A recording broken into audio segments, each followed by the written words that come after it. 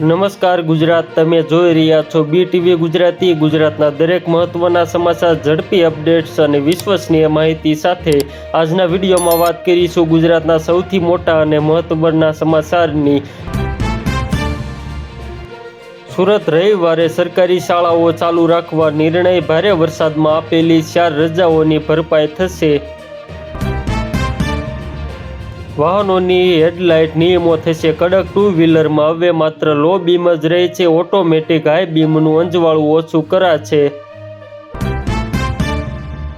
તહેવારો પહેલા આરોગ્ય વિભાગની તવાઈ. અમદાવાદ અને સુરતમાં માવા મીઠાઈના વેપારીઓને ત્યાં દરોડા, અખાદ્ય ખોરાકનો નાશ.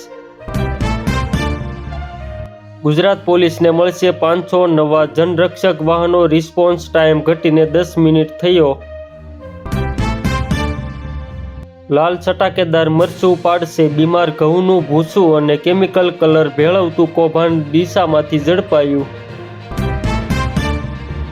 અમદાવાદથી વડોદરા, સુરત, વલસાડ, વાપી, વસઈ રોડ, કલ્યાણ, પુણે થઈને દક્ષિણ ભારત જવા માટે વધુ એક સાપ્તાહિક ટ્રેન. દેશભરના બેંક કર્મચારીઓ અને અફસરોના સંગઠન યુનાઇટેડ ફોરમ ઓફ બેંક યુનિયન્સે દેશવ્યાપી હડતાળ પાડવાની જાહેરાત કરી છે. 11 સપ્ટેમ્બરથી દેશભરમાં તબક્કાવાર બેંક હડતાળ. કામકાજ પર પડશે માઠી અસર. ભાવનગર લઠ્ઠાકાંડમાં સિંહોર પોલીસને સાંપડી મોટી સફળતા. દારૂની 54 બોટલોના નાશની કડીથી તપાસમાં મોટો ધમાકો.